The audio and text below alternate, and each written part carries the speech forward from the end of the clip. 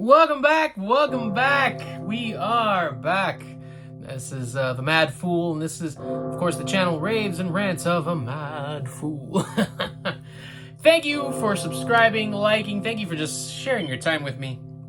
Thank you for just watching some idiot with a camera talking about something I love. So, I'd love it if you share, I'd love it if you subscribe some more, if you're new to the channel. Or if you're old, please leave a comment. Again, I love interacting. And we're up to episode 5 here. Episode 5 of the Mayfair Witches. It's The Thrall. The Thrall. Timing is going to be about 50 minutes. Really, it's more about 43 minutes, of course, with the insider stuff. I kind of want to even set up a separate kind of videos for that insider stuff, because man, the creator of the show just lets go of a lot of insight, and when she lets go of that insight, I kind of question who did what and where, and are you guys on the same page? Because one of the comments that she said about, oh, Lasher in this house has more power than anywhere else. He's magic and this. There's nowhere in the actual episode that specifically says it's just the house. I have a problem with that. But hey, listen, I love the show. Yes, I've got some problems with it, but there's a lot I love. I'd love to talk about what I love first, and then we can get to the problems. Or I'll just sprinkle a little bit in. Sprinkle. You know? Be like Salt Bay. The Thrall, episode 5. Man, there's a lot here. There's so much here. My last video was 30 minutes. I don't know if I'm hoping I can get you out of here before then. Absolutely. So, listen, this starts with a birth. We're back in the 1600s. It's Suzanne's story, and she is now the only midwife, or a midwife here in town. And she's giving, or basically helping along a nice, lovely woman give birth. And she gave birth to a son, which the gentleman, I don't want to call him a guy. He's just a guy. He's just a guy. And I'm going to call him that because I want to know, is this Handy Guy? Is this Handy Guy from episode 3 that we see Suzanne? Okay, is that Handy Guy? You know? I don't know. But he has a problem with the webbed hands that his son has. And of course, the first question is it a son? Okay. You know, you could just ask, is it a boy or a girl? You know, but is it a son? Okay, I get it. It's a male-dominated world, and you just want your son. And then, apparently, you also want him perfect, because he's got webs on his fingers. And even Suzanne, who, by the way, is the midwife and telling you, you're already saying, what did you do?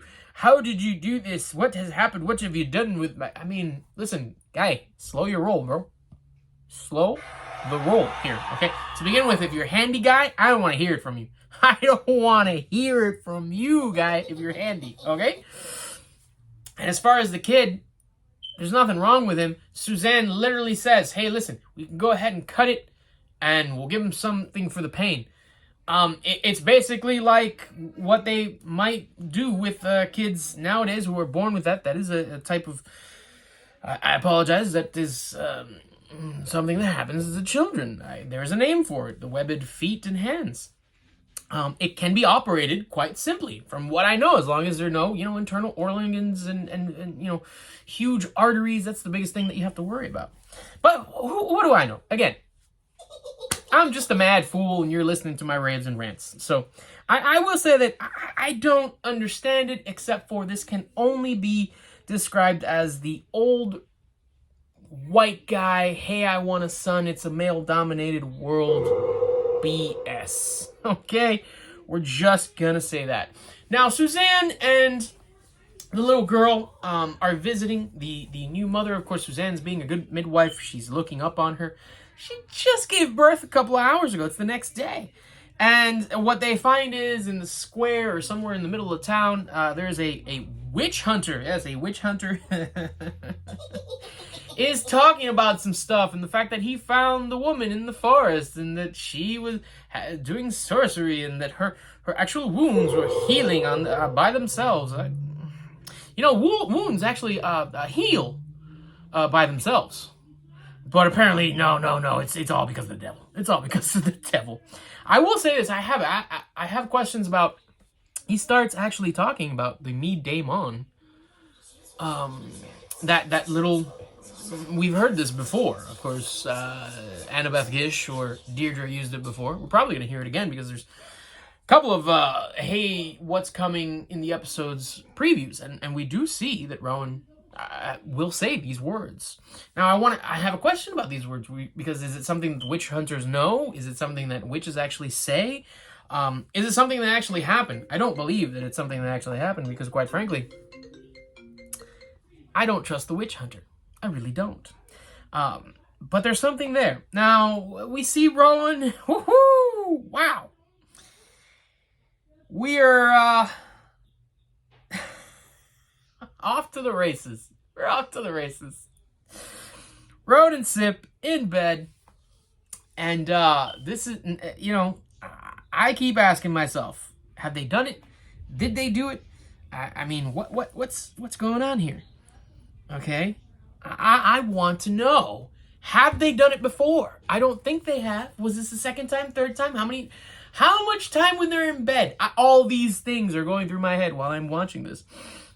And then we see, okay, Sip actually still has the wound. It's like, wait, not a lot of time has passed. And then we see Sip, he's trying to cook. By the way, Sip, I want you to cook me some poached eggs, man. They look so appetizing. Like, I want poached egg. I've never had a poached egg in my life. And if I have, I don't remember it. But I want one. And I specifically I want you to cook it for me. Can you do that? I don't know. But, yeah, we see that he's stumbling. We see then, I gotta say, because we see the first eggs. The first eggs are nice. They're having a conversation. They're all lovey-dovey, and it's like nothing's happening. The second time that he goes for the eggs is, of course, when we see him stumbling over and we see that something's wrong. And I want to know something. Do you really need the gloves to touch the eggs? Do you need the gloves to touch the eggs, guy? Because that's something kind of like, I mean, I know you don't have control, but you're telling me you need the gloves to cook and touch the eggs. Maybe what? Are the eggs gonna, get you thinking about Lasher and everything that's happened in the house and all the evil, supposedly? I don't know. But I want to know. And I also want to know, did you have sex? Did you do it? We don't know. I mean, they're together, but it looked like they were... All right, I'm going to get off this topic. Let's just get off this topic. I'm going to get off this topic. We're moving on because this is something that I want to bring up. Rowan notices the wound. Now we finally see, okay, there's something wrong. How long have we been here? Where are we? We're at Carlotta's house. These are the words specifically that Rowan or Alexander Daddario has said. We're at Carlotta's house. Why'd you say that? Because you could have mentioned a couple other things. We're at the Mayfair house. We're at the First Street house. We're at the house where my mother lived. This is my mother's house. Sip knows the Mayfair house. He's told you about it. He's been there before you were ever there. And yet you call it for the first time when you are saying something. We're at Carlotta's house. I'm just going to say this. No one's going to care because no writers are going to watch my little channel. I've got 24 subscribers. I'm just starting out. It's been like less than 3 months. All right. But I'm going to say this. If you are using Rowan, if you're using Carlotta's house, specifically that wording, because later there's a big reveal where she says it's my house and she accepts it and I'm a Mayfair, that's lazy writing, guy. That's lazy writing. You've already called it so many other names, and what? You're just trying to say that, well, because she said it was Carlotta's house, in her mind and how she perceives things, it's not hers and she'll never have it and she wants to give it up and all this thing that you're kind of setting up. And dude, that's lazy writing. Listen, I don't like the way it was placed. I'm just gonna say it. Nobody's gonna care. No, it's okay. So they find the knife. Oh my, again, this is a big knife. I've mentioned this. And at this point, Sip's powers, I will say, are very convenient. They're very useful. I think that's why Sip is actually so useful. Probably why he's around the Telemasca. There's, of course, always going to be secrecy with the Telemasca. And there's a bit here that I want to get into that Odette mentions about them, and he says. But there's a new loop. What happens is, they finally say to themselves, okay, we're trapped. We're at Carlotta's house again. Sip goes downstairs. He stumbles. He falls. He's doing some magic. He's trying to get out. He can't. But then another loop starts upstairs. Upstairs, it's Sip again. There's nothing. He's saying, hey, Rowan, no, you're the one with the flu and this and that. You told me to go get you some food and everything's going to be okay. Yeah. You're the one. Again, this is like gaslight. Did one of these writers, I'm sorry to say, did one of these writers get gaslit in their lives and they just want to go ahead and show everyone that this is what happened? I'm going to stop now. Just going to stop. There's a new loop that starts, and the new loop, then we get Sip downstairs. He's talking to Stuart Townsend. Apparently he's a ghost. Stuart Townsend is looking for Antha. Apparently he knows of Stuart Townsend, and my guess he's the Telemasca. I'm trying to wonder whether or not he was the person that wrote the diary that Sip was reading. I don't know, because I don't remember a Stuart Townsend being mentioned before. I'm just going to say that. But he was in love with Antha. And now he's saying, hey, Sip, don't fall in love with her. Yeah, that's what you did. You fell in love with her. I mean, how long has it been? I mean, I know your power and everything, the whole sharing, but, man, you're already in love with her? Whew. Whew. What a woman. What a woman. If you're, wow, dude, that was just like, boom. It's not a lot of time has passed. So, don't die in this house is what Stuart Townsend says, is one of the last things. And I get it, Stuart, you're trying to tell him that if he dies in this house, his ghost will probably be trapped here forever. I mean, that's what I got from it. Anyone else? That's what I got. So, Rowan finds Sip, and, yeah, she finds him, and next thing you know, she's trying to take care of him. They're still in the house. It looks like she goes for some stuff in the bathroom and she finds the ghost. What? What are you talking about? Ghost. So the aunt that Carlotta was talking about, the nameless aunt, is a ghost. And she's in the bathtub. And next thing you know, it's like, who is this person? But they don't tell us much. Just the fact that, Carlotta is something wrong and I'm fading, and it brings up a lot of questions about Carlotta. And is she tied to the house? Well, not Carlotta, but the ghost. Is she tied to Carlotta, or is she tied to the house? Is she tied to the family? Why is she corporeal and then non-corporeal? What's going on? I got nothing but questions here. They're not answered, some are. But, I think that's what makes this episode so good, because it gives you so much, and everything that it gives you can lead one way or the other. And I love stuff like that. Why? Because it gets me thinking. It gets me thinking about what could this story be. I try not to expect anything, because of course when you set yourself up for those expectations, you might be let down. But my mind starts racing, and I love it. And I gotta say, yeah, I got some questions. All right, and we'll get to those. But one of them is the Sip is saved by Rowan, and the reason that she saves him is she tries to get him out. Lasher's there. Next thing you know, he gets thrown up against the wall. I want him out, and he's done. He's gone. Next thing you know, it's Lasher and Rowan talking, and she's asking, where'd you take him? Is he okay? Well, mortal men are fragile, but they could never contend with a Mayfair woman. And the whole thing about contention here, because then she asks, after that comment, is that what you think love is? I'm sorry. Who mentioned love? Lasher didn't mention love. Are you in love with Sip already too? Because you mentioned the love part, and you're bringing it up to Lasher that love is not contention. Do you know that? Has Lasher said that he loves you? Do you get that feeling from Lasher? Do you get that feeling from Sip? I've got so many questions just on this comment. because it means something. I think every word here means something, which, again, Carlotta's house, a little bit lazy on that one, but hey, whatever. Then he goes into, oh man, the fantasy. Yeah, the fantasy, and, you know, you were doing it in your mother's bed.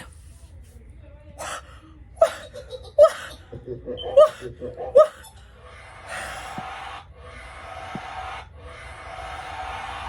Were you doing it in your mother's bed? Dude, that's creepy.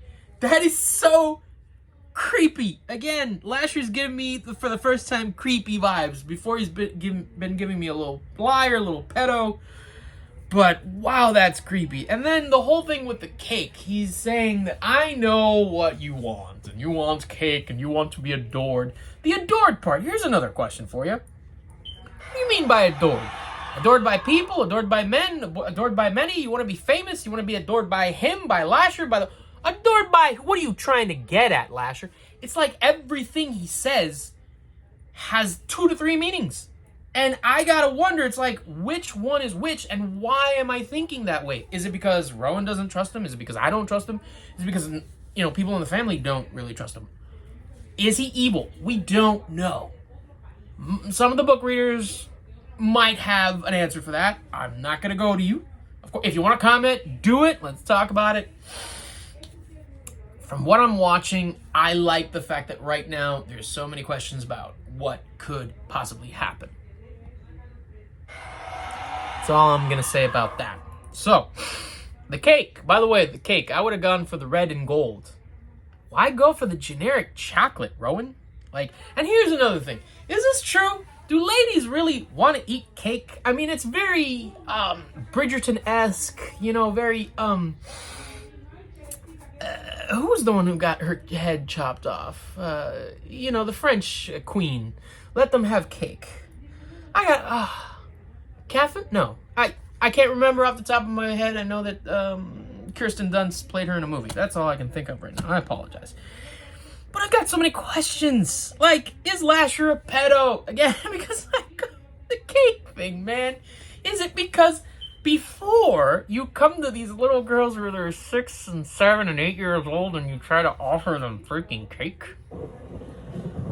Let them eat cake, and then you will have all the power in the world, and you will be binded and bound to me, and I will love you, and this and that. It's like, wait. Do you come as an old man? Do you at least come as a 7 to 6-year-old kid? I mean, or are you just like that devilishly tall guy speaking to these little children? Oh my! Alright, that's too many questions.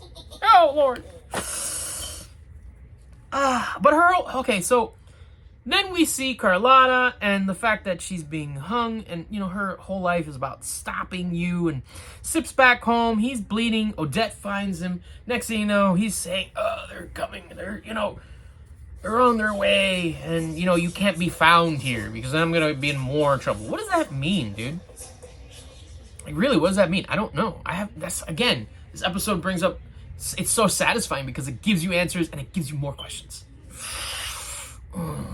Just like to bite into that cake. The red and gold one, though. The red and gold one. But, Odette, you know, Odette's like, what are you doing at that house? Wait, Odette, what do you know about that house? Does everybody know about the Mayfair house? Do they get told not to pass by it, not to touch it? What? I don't get it. I don't get that one. But this is kind of interesting because the healer comes in, and we get Odette's point of view, right? So the healer's kind of sitting down.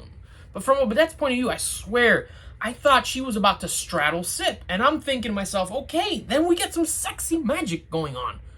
There's nothing wrong with some sexy magic. I love the sexy magic. Here's my problem with this particular show right now. I mean, it's 5 episodes in. It's not 7 or 8. But Interview with a Vampire was sexier than so far Mayfair Witches has been. And that's a big comment for me to say because I'm not even attracted to men. And I can still tell that a story about these 2 men was a lot sexier. It was. And here it is, we've got women. I mean, you know.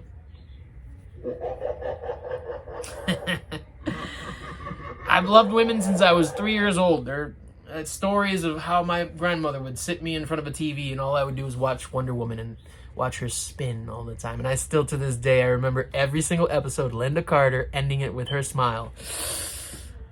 So I'll just say that. But I don't get it. You know, I'm thinking we need some more sexiness. I thought the straddling, magic, healing would do it. It didn't. I mean, listen, this is great because it brings up other questions. Other questions like the stabbing. Like, this actual thing now is magic. So, okay, well, wait, Carlotta doesn't have magic. So was it Lasher who actually did it? Was it Lasher that took her over? Was it... there's so many questions. Because we know that Lasher can take people over. Wow. Again, really great stuff. But we get the ghost again, and, you know, she says something about something.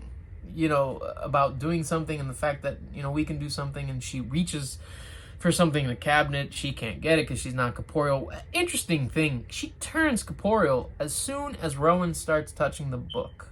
And the book isn't anything big. I mean, it looks like a journal. It's got a list of things, and she says, hey, where's the garden? We need some stuff. The ghost takes her down to the basement. Then we get the basement little garden, which has this purple light. Someone who grows stuff might want to tell me this. I mean, I know some of my people in Michigan up there, they grow some stuff with a purple light. I don't know. I thought that was just for marijuana, dude. But the ghost is now no longer fading out of the picture. Lasher is talking, and he's talking about everything like Antha killed herself, and then, you know, we get Delphine's body, and Rowan finds her, and then Lasher's like, oh yeah, Carlotta did that too. No. Let's get this straight, buddy. No. Carlotta gave her the key, but the way I understand it, you took over Delphine's body, and you started just hitting yourself. I mean, that's what we've seen. So you're trying to tell me different again. I'm not starting to believe you. You know.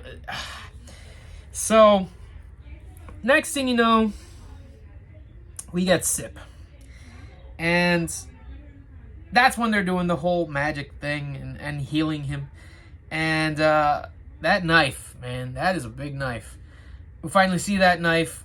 Then we go back to Rowan and Lasher, Carlotta. Whoo! Lasher gives her a choice, and Rowan doesn't want to do it. He wants to set, Carlotta free. I get that. Listen, Carlotta, I wouldn't trust this woman at all. I would never trust this woman. But apparently Rowan does, just for a little bit. And we get to find out a little bit more, really, about the death of Antha. And how it might have actually been Carlotta. And you say to yourself, like, what is real here? What is it that we've seen that's actually real? Because quite frankly, everything could be magic, could be taking over, could be possession. Albrecht didn't want to say the word. Okay, if we go to the episode prior where we meet Albrecht from Talamasca, he didn't want to say the word possession. Yet these guys see magic all the time and use it. So this is interesting. Luckily, so Rowan is smart enough at least to say no to Carlotta. And, if Carlotta really did that to Antha, I got no problem with how Carlotta ended. I'm just going to say it. I got no problem with it.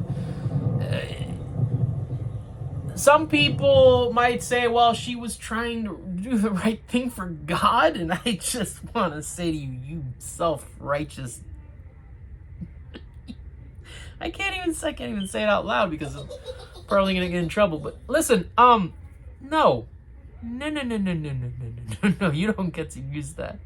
Again, your choices are your choices. If this is possession, that's something else. If this was a weird pedo thing, again, Carlotta... Lasher came to me when I was 8 years old. He's offering cake, all these little things that I'm just like weirded out by. Okay, a case might be made, but Carlotta, trusting her, I ain't gonna trust her, and I'm okay with what happened. I'll leave it at that.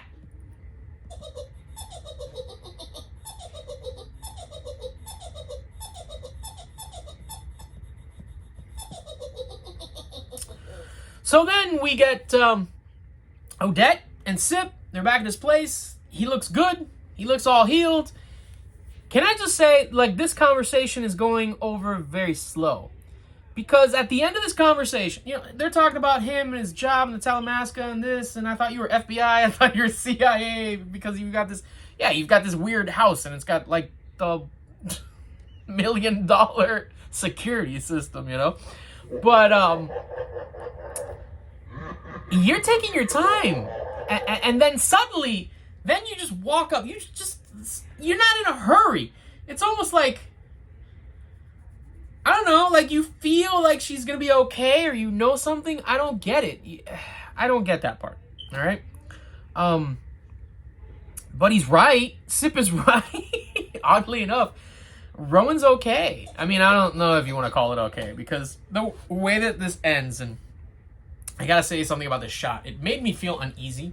I've been watching The Trouble with Fleischman, and in those episodes, each one starts out with the New York skyline. You're basically flying, but you're flying upside down. And there is something very euphoric about watching that, just doing that, feeling like you're flying through a city backwards.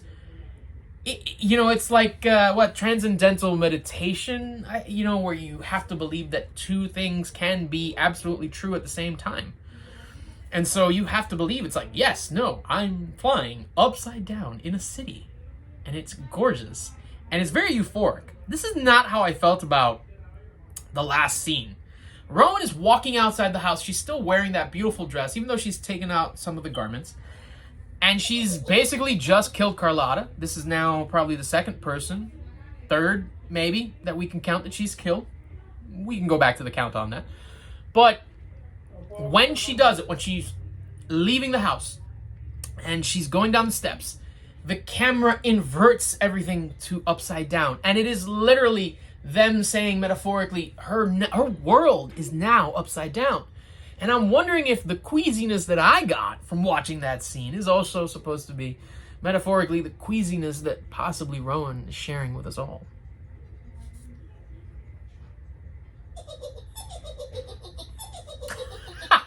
I don't know.